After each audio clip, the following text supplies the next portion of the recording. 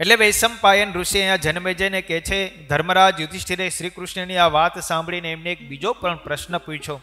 પહેલા તો તમે મને એ કહો કે આ જરાસંઘ એની સાચી કથા શું છે? જરાસંઘ કોણ હતો, એનો જન્મ કેવી રીતે થયો, એને આટલું બધું બળ કેવી રીતે મળ્યું, એ કથા તમે મને સંભળાવો. પહેલા હું એમને યથાર્થ રીતે સમજી લાવું, જાણી લાવું ને પછી હું તમને મોકલું. એટલે ભગવાન કૃષ્ણ હવે જરાસંઘની ઉત્પત્તિની કથા કહે છે, એમને શક્તિ કેવી રીતે પ્રાપ્ત થઈ એ કથા કહે છે. ભગવાન કૃષ્ણે કહ્યું, એ ધર્મરાજ, થોડા સમય પહેલાની વાત છે. મગધ દેશની અંદર એક બૃહદ્રથ નામના શક્તિશાળી રાજા થયા.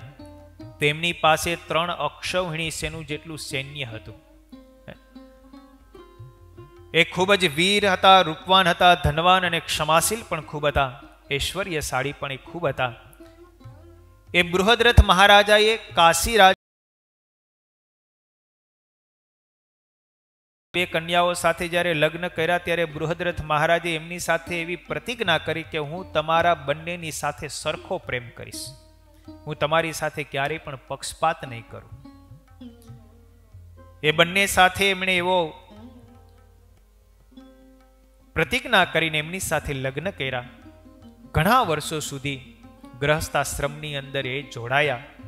છતાં પણ બૃહદ્રથ રાજાની ઉંમર દિન પ્રતિદિન વધવા લાગી, ઉંમર ઢળવા લાગી, છતાં પણ એમને એક દીકરો થયો નહીં.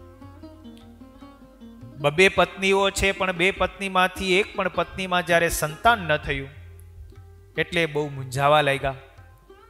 એક દિવસ ગૌતમ કક્ષીવાનના પુત્ર મહાત્મા ચંડ કૌશિક હિમાલય પ્રદેશની અંદર તપશ્ચર્યા કરીને ત્યાંથી એ બૃહદ્રથ રાજાના રાજ્યની અંદર એક આંબાના વૃક્ષની નીચે આવીને બેઠા હતા.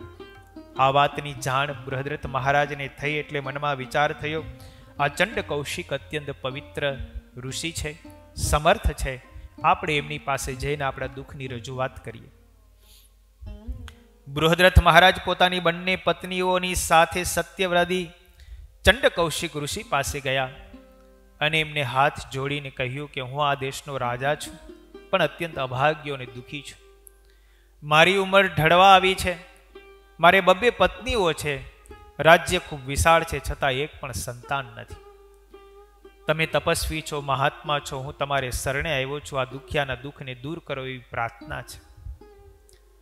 બૃહદ્રથ મહારાજે પોતાની બંને પત્નીઓની સાથે જ્યારે ચંડ કૌશિક ઋષિને પ્રાર્થના કરી, ઋષિએ રાજાનું દુઃખ જાણી એમનો વંશ નષ્ટ થતો જોઈ ઋષિને દયા આવી, કરુણા ઉપજી. એમણે પોતાના બંને નેત્રો બંધ કર્યા અને ધ્યાન કરવા લાગ્યા. થોડી જ ક્ષણોની અંદર આંબાના વૃક્ષની નીચે બેઠા હતા. આંબાની ઉપર એક ફળ હતું. એ આંબામાંથી એક ફળ ચંડ કૌશિક નામના ઋષિના ખોળામાં પડ્યું. ઋષિ જાગ્રત થયા. એ ફળ હાથમાં લઈ બૃહદ્રથ મહારાજને કહ્યું કે રાજન, આ ફળ તમે લઈ જાઓ, શુભ મુહૂર્તની અંદર તમારી બંને પત્નીઓને આ ખવડાવજો, તમને એક સંતાન પ્રાપ્ત થશે. સમય જતા રાજા અત્યંત પ્રસન્ન થઈને પોતાને ત્યાં ગયા. રાજમહેલમાં પોતાની બંને પત્નીઓને ફળ આપ્યું, પણ એ ફળ બંને પત્નીઓએ અડધા ભાગ કરીને ખાધું. બંને પત્નીઓએ ફળ ખાધું એટલે 9 માસ પસાર થતા બંને પત્નીઓને ત્યાં પુત્રનો જન્મ તો થયો, પણ પુત્ર એવો થયો ઉપરથી નીચે સુધી 2 ભાગમાં થયો. એક આંખ, એક હાથ, એક પગ, અડધી કમર, એવા 2 પુત્રો બંને રાણીઓને જન્મ્યા. મૃત અવસ્થાની અંદર 2 ભાગની અંદર આ પુત્રો જન્મ્યા એટલે રાણીઓ અત્યંત દુઃખી થઈ. ઋષિઓની કૃપાથી પુત્ર તો થયા, પણ આ રીતના જન્મ્યા. રાજાએ પણ જોયું કે આવા મૃત પુત્રોને રાખીને પણ શું કરવું. એક અંગવાળા એટલે એને પોતાના સૈનિકો મારફતે જંગલની અંદર એમને ફેંકાવી દીધા. એ જ સમયે જંગલની અંદર, એ જંગલમાં જરા નામની રાક્ષસી હતી. એ જરા નામની રાક્ષસી ત્યાંથી પસાર થઈ. એમની નજરમાં આ બંને શરીર મૃતપ્રાય હતા. એ મળ્યા. માંસભક્ષી હતી, મનુષ્યનું માંસ ખાનારી હતી. એમણે બંને મનુષ્યના શરીરના એ બાળકના ટુકડાઓને જોઈને અત્યંત હર્ષિત થઈ. બંને ટુકડાઓને હાથમાં લીધા અને અનાયાસે જ એ જરારામની રાક્ષસીએ બંને ટુકડાઓને જોડ્યા. જેવા જોડ્યા અને બાળક સજીવન થઈ ગયું. બાળક જોર જોરથી રડવા લાગ્યું. એટલું બધું વજનદાર બાળક હતું. જરા નામની રાક્ષસી તો આશ્ચર્ય પામી ગયા, આ તો જીવિત છે. પણ એ જરા નામની રાક્ષસીએ મનમાં વિચાર કર્યો કે આ બાળક રાજાનું હોય એવું લાગે છે. આટલું તેજસ્વી અને રાજા નિર્વંશ છે એ રાક્ષસીને ખબર હતી. એ રાજાના રાજ્યની અંદર રાક્ષસી રહેતી હતી. એ રાક્ષસીને એવો વિચાર આવ્યો કે આ પુત્ર હું રાજાને આપું. મને બીજું ઘણું ખાવાનું મળી જશે, પણ મારે આને ખાવો નથી. એટલે રાક્ષસીએ માણસનું રૂપ ધારણ કરીને રાજાના રાજમહેલમાં આવી અને બાળક આપ્યું.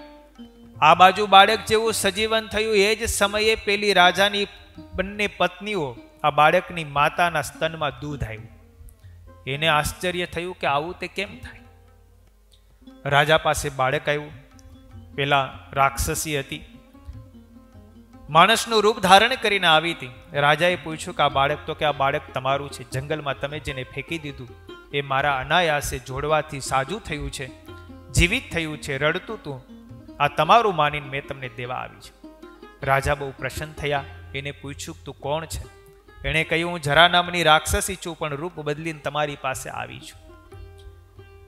આ બાળકને તમે સાચવો એમ કહી બાળક મહારાજાને આપીને જરા નામની રાક્ષસી અદ્રશ્ય થઈ ગઈ. રાજા બૃહદ્રથ પોતાના પુત્રને પ્રાપ્ત કરીને અત્યંત રાજી થયા. એ જરા નામની રાક્ષસીએ એ બાળકના બંને ટુકડાઓનો સંગ કર્યો તો એમને જોડ્યા હતા. એટલે બાળકનું નામ જરાસંઘ પાડ્યું. પોતાની પત્નીઓને આપી.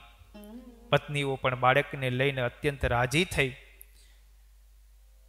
ધીરે ધીરે બાળક મોટું થવા લાગ્યું. થોડા સમય પછી મહર્ષિ ચંડ કૌશિક ફરીવાર મગધ દેશની અંદર આવ્યા. રાજાએ તેમનો બહુ સત્કાર કર્યો. અત્યંત પ્રસન્ન થયા. રાજાએ કહ્યું તમારી કૃપાથી અમારું બાળક થયું. પહેલા તો મરેલું થયું હતું, અમે એને ફેંકી દીધું, પણ જરા નામની રાક્ષસીએ એમને જોડ્યું એટલે બાળક પુનઃ અમને પ્રાપ્ત થયું છે. ચંડ કૌશિક ઋષિ કહે છે મારી દિવ્ય દ્રષ્ટિથી મેં બધી ઘટના જાણી લીધી છે. તમારે મને કહેવાની કોઈ જરૂર નથી. તમારો આ પુત્ર ઘણો તેજસ્વી, ઓજસ્વી, બળવાન અને રૂપવાન થશે. આના બાહુબળથી સામે કોઈનું બાહુબળ કામ નહીં કરે. આ અત્યંત વિજયી રાજા થશે. મોટા મોટા રાજાઓને જીતી લેશે. આનો સામનો કોઈ કરી નહીં શકે. અને આના તપોબળના પ્રભાવથી ભગવાન શંકર આની ઉપર પ્રસન્ન થઈને એમને દર્શન દેશે. જાઓ, આટલું હું તમને વચન આપું છું. આટલું વચન કહી અને એ ચંડ કૌશિક નામના ઋષિ હતા, એ ઋષિ ચાલ્યા ગયા.